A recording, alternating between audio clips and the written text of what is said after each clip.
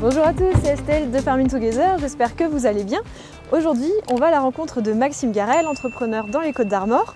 Les travaux d'automne ont commencé et cette année, tout se bouscule à cause de la météo, ou grâce à la météo, on devrait dire. Et il va nous en dire un peu plus sur les travaux en cours.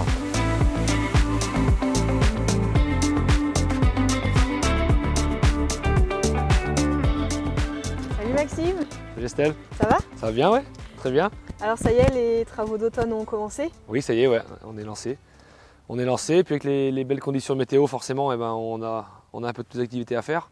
Tous les matériels sortent, de la fauche, la fenaison, l'enrubanage, le semis, et le battage, aussi, ouais. Battage, ouais. L'ensilage, on avait encore un petit peu aussi. C'est en bonne condition parce que contrairement à 2 années en arrière, on a eu de l'eau quand même pas mal à l'automne. On a dû mettre des chenilles pour ramasser les maïs. Là, si tout se passe bien, j'espère, je croise les doigts, on devrait arriver à faire une bonne partie en normal et ce serait bien pour tout le monde. Ouais. Il en reste encore pour 2 semaines, je pense. Ouais. Ouais. Mais bon, les semis de blé se font.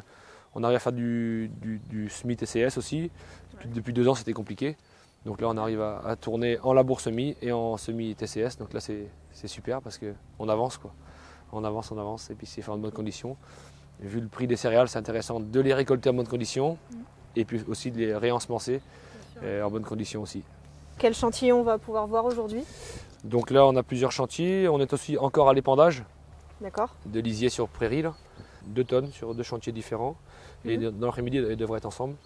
Ensuite, on a un chantier de semis sur des maïs gras qui ont été jusqu'à 160 quintaux humides. Donc là, on va voir les performances du matériel. Ensuite, on a du battage maïs. Et aussi, on fait du transport de céréales, maïs grain, pour pouvoir aller voir voilà, ces chantiers-là, voir les gars. Une journée bien chargée. Ouais, ouais.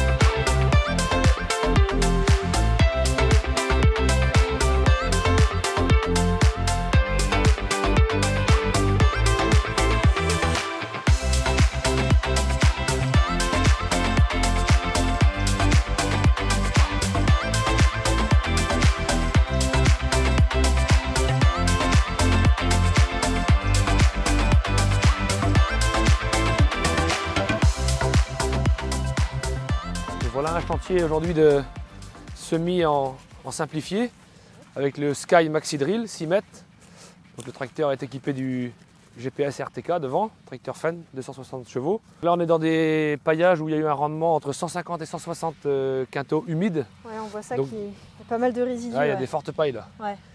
Donc on arrive quand même à entreposer la graine dans de la terre fine. Et c'est le gros avantage de cet appareil puisqu'on fait un munch quand même devant avec les disques et derrière la roue de rappui arrive à mettre la graine dans un lit de semence assez correct. Donc là on a des terres plutôt battantes donc c'est intéressant de garder un paillage et même fourni comme ça on s'aperçoit que la graine est à la bonne place.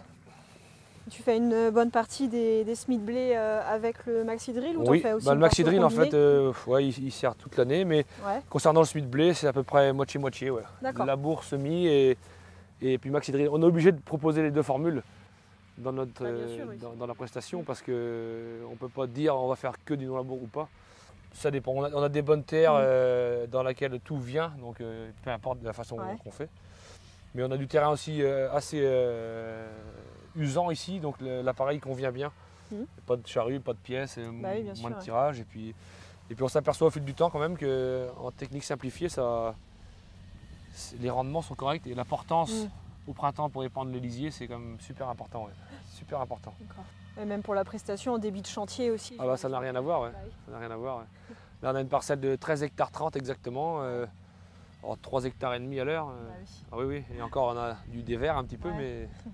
Tu fais des couverts aussi j'imagine avec le Maxidril. Donc on démarre tôt, février-mars, les cultures de printemps. Cette année ça a été ça, on a semé des lentilles, on a même semé du maïs avec le Maxidril et c'était assez concluant. Et donc orge de printemps bien sûr. Et donc après on arrive sur l'été, les couverts, une grosse partie avec l'appareil, une grosse partie, couverts, dérobés. Et puis là, les travaux d'automne, je dirais on travaille quasiment tout le temps avec les semis d'herbe et tout. On travaille quasiment toute l'année quoi en fait. Les luzernes et tout ça.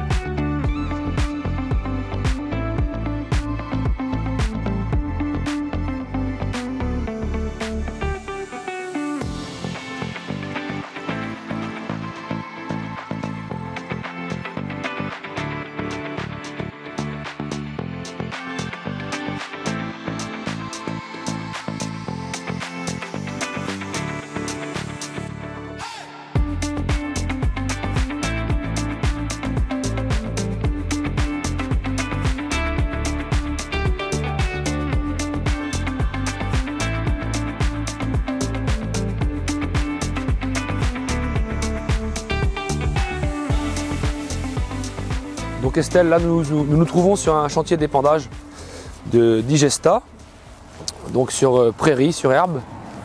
Donc là on a deux ensembles de tonnes 25 mètres cubes avec pendillard, l'une en 24 mètres et l'autre en 30 mètres de largeur. Donc c'est toujours ensemble ou des fois peut-être séparément? Ça dépend des chantiers, mais les gros volumes souvent on les fait à 2 tonnes. Ouais, ça permet de faire un débit de chantier plus intéressant dans la journée.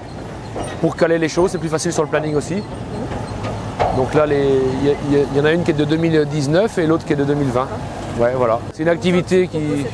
Ouais, depuis 2005, on fait les épandages. Ouais. Donc on a 4 tonnes à lisier. On fait quasiment tout au pendillard et à l'enfouisseur. On fait plus de lisier à la buse puisque de toute façon ça va être interdit dans quelques années. Donc, et puis même pour les odeurs, les voisins, et puis voilà, faut se mettre un petit peu au goût du jour en permanence. Donc pour n'embêter personne, et même agronomiquement, il vaut mieux l'épandre de cette manière. Donc voilà, c'est une activité, on tourne toute l'année quasiment, à partir des débuts des épandages jusque novembre quasiment. Là, on fait des épandages sur l'herbe et dès qu'il refait beau, on recommence. Et je dirais on a 2 tonnes en permanence d'accrocher toute l'année, quoi. Toute l'année on tourne. En fait, on s'aperçoit que les exploitations grandissent quand même. Il y a de moins en moins de main-d'œuvre dans les exploitations, ça c'est général. Et ça va encore plus se voir dans les 2 ou 3, 4 ans qui arrivent, avec une grosse génération qui va partir en retraite. Donc à nous d'être bons dans notre domaine, pour les laisser dans les élevages, et on fait tout ce qu'on peut de mettre en œuvre comme matériel. Donc ça passe par des investissements lourds et également du personnel compétent. Mais on fait tout ce qu'on peut pour mettre du matériel performant sur les chantiers. Et de là, la prestation est réussie, quoi. En gardant des prix compétitifs et puis essayer d'être toujours dans le coup, comme on dit. Donc voilà Estelle, donc tu as pu voir à peu près toutes les activités du moment. J'espère que tu as passé une bonne journée avec nous.